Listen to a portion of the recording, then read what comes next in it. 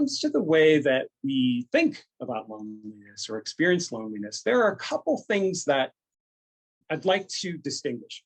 One, being alone does not necessarily mean being lonely.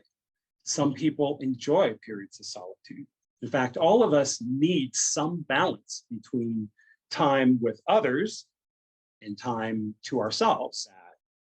And, conversely, being surrounded by people doesn't mean that you don't feel lonely.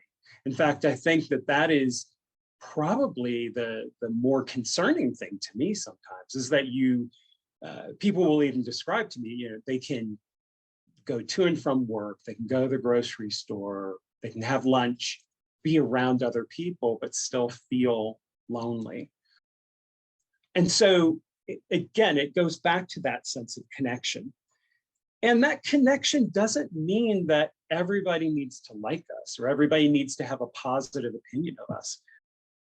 That sense of connection actually comes more out of how we see ourselves, what we're able to offer to other people based on who we are, and trying to be able to focus on that as opposed to, well, I just want to do what everybody else wants me to do so that they'll stay around me so I won't feel lonely, because that generally doesn't really address the need to be connected.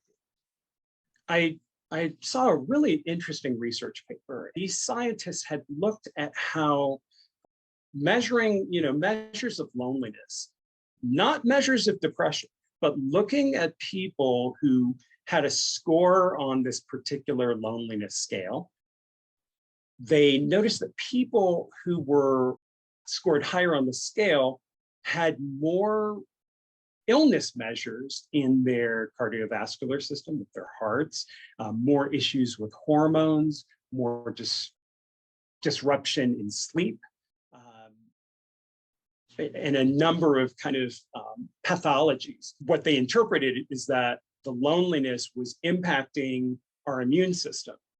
And what I've learned is that the immune system seems to be very much at the root of a lot of things that happen in our bodies in terms of inflammation and kind of the repairing or not repairing processes. And so in my work, I'm always thinking about inflammation as a risk for anxiety or depression, or inflammation as a reason that people will sometimes suffer from these chronic illnesses, with pain and, unrelenting kind of symptoms over the course of years. And so to know that loneliness is something that could contribute to that makes it all the more important.